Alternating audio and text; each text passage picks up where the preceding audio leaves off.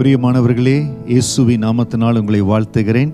சங்கீதம் 97 அதிகாரம் 10 வசனம், கர்த்தரில் அன்பு கூறுகிறவர்களே தீமையை வெறுத்து விடுங்கள்.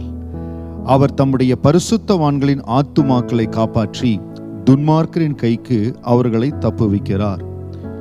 கர்த்தரிடத்துல அன்பு கூறுகிற, ஆண்டவரை நேசிக்கிற, தேவன் மேல பாசமா இருக்கிற ஒருவர் எந்த இடத்திலையும் நன்மையை தவிர தீமைக்காய் துணை நிற்க மாட்டாங்க. தீமையை வெறுத்து விடுங்கள். எந்த இடத்துல தீமையான செயல்கள், தீமையான மனிதர்கள், மனிதர்களை கெடுக்கிற சூழ்ச்சிகள், மனிதர்களுடைய வளர்ச்சியை தடுக்க நினைக்கிற சூழ்ச்சியான காரியங்கள் இருக்குதோ, அப்படிப்பட்ட கூட்டங்களை விட்டு, அப்படிப்பட்ட மனிதர்களை விட்டு, அப்படிப்பட்ட உறவுகளை விட்டு நீங்கள் விலகி இருங்க. கர்த்தரில் அன்பு கூறுவர்களே உங்கள் ஆத்துமாக்களை ஆண்டவர் பாதுகாப்பார். இன்றைக்கு நம்ம பல்வேறுபட்ட மனிதர்களை வேலை இடத்துல சந்திக்கிறோம், தொழில சந்திக்கிறோம். சூழ்ச்சிகள் நிறைந்த உலகத்துல தான் வாழ்ந்து கொண்டு இருக்கிறோம். ஆனால் அதன் மத்தியில தான் நம்மளை காத்து கொள்ளணும். சூழ்ச்சியும் கலகங்களும் பொறாமைகளும் இருக்கிற இந்த உலகத்துல தான் நம்ம வாழ்ந்து கொண்டு இருக்கிறோம். ஆனால் அப்படிப்பட்ட காரியங்களுக்கு நம்மை விலக்கி காத்து கொள்ளணும். நாம எதுலையும் தளப்படக்கூடாது. எந்த கூட்டத்திலையும் சூழ்ச்சி செய்கிற, மற்றவர்களுக்கு விரோதமாய் காரியங்களை செய்ய நினைக்கிற எந்த கூட்டத்திலும் நீங்க உடன்படாதீங்க. ஆண்டவரை நேசிக்கிற அன்பு பிள்ளைகளே, தேவனுடைய பார்வையில உண்மையா இருக்கும்படியாய் நீங்க நில்லுங்க. 12 பேரை மோசே அனுப்புகிறார். அதுல 2 பேர் மட்டும் தேவனுடைய ஆவியை பெற்ற மனிதர்களாய், தேவன் தங்களை நடத்துகிற விதத்துக்கு தங்களை ஒப்பு கொடுத்தாங்க. அவர்களுடைய கண்கள் கண்ட காட்சி, தேவன் அவர்களுக்கு காண்பித்து கொடுத்த காட்சி வித்தியாசம்.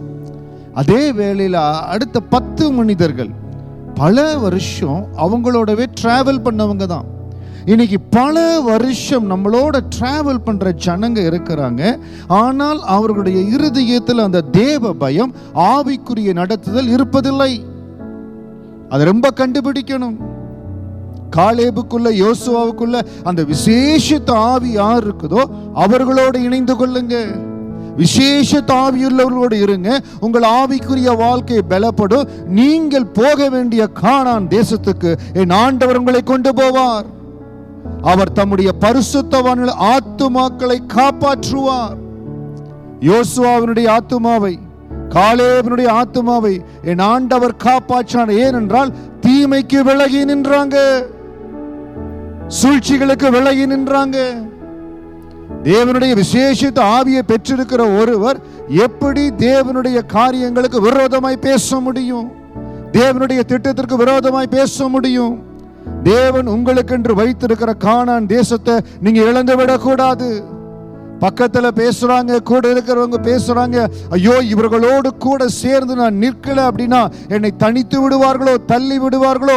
யோசுவாவும் காலேபும் அன்றைக்கு அந்த 12 பேர் மத்தியில புறக்கணிக்கப்பட்டது போல் இருந்தாங்க. ஆனால் விசேஷித்த தேவாவியுடைய மனிதர்களா இருந்தாங்க. அவருடைய ஆத்துமாக்களை என் ஆண்டவர் காப்பாற்றினார். இன்னைக்கு உங்க ஆத்துமாக்களை ஆண்டவர் காப்பாற்றுவார். எல்லா சூழ்ச்சிகளுக்கும், எல்லா தீமைகளுக்கும் விலகி இருங்க. உங்களுக்கு தெரிகிறது தீமை, உங்களுக்கு தெரிகிறது அங்கு சூழ்ச்சி, தேவனுக்கு பிரியமில்லாத யோசனை என்று தெரிகிற என்ன காரியமா இருந்தாலும் விலகி நில்லுங்க. கர்த்தரில் அன்பு கூறுவர்களே தீமையை வெறுத்து விடுங்கள். யோசுவாவுக்குள்ள, காலேபுக்குள்ள என் ஆண்டவர் கொடுத்த அந்த விசேஷ ஆவியை உங்களுக்கு ஆண்டவர் கொடுப்பாராக. ஜெபிங்க, ஆண்டவரே எப்பொழுதும் உமக்கு சித்தமான காரியத்தை செய்யணும், செவையான பாதைகளை நடத்துங்க ஆண்டவரே. எங்க மேல உங்க கண்களை வைத்து ஆலோசனை சொல்லுங்க ஆண்டவரே. உங்களுக்கு பிரியமில்லாத ஒரு ஃபெல்லோஷிப் எங்களுக்கு வேண்டாம். உங்களுக்கு பிரியமில்லாத ஒரு ஃப்ரெண்ட்ஷிப் எங்களுக்கு வேண்டாம். உங்களுக்கு பிரியமான ஆண்டவரே அந்த ஃபெல்லோஷிப்ல எங்களை வைங்க ஆண்டவரே. கர்த்தரை உறுதியாய் பற்றி கொள்ளுகிற, கர்த்தரை மட்டுமே நோக்கி பார்க்கிற அந்த ஃபெல்லோஷிப்ல எங்களை வைங்க ஆண்டவரே. மோசேயோடு காலேபோடு இருந்த ஆண்டவர் அந்த விசேஷித்த ஆவியோடு எங்களை நடத்துங்கன்னு சொல்லுங்க. உங்களுக்கு கர்த்தர் வைத்திருக்கிற கானான் தேசத்துக்கு நீங்க போவீங்க. உங்களுக்கு என்று கர்த்தர் முன்குறித்திருக்கிற ஆசீர்வாதத்தை நீங்க சுதந்தரித்துக் கொள்வீங்க. கர்த்தருடைய அந்த விசேஷித்த ஆவி உங்களை நிரப்புவதாக. சரியான பாதையில் ஆண்டவர் உங்களை நடத்துவாராக. ஆமென். God bless you.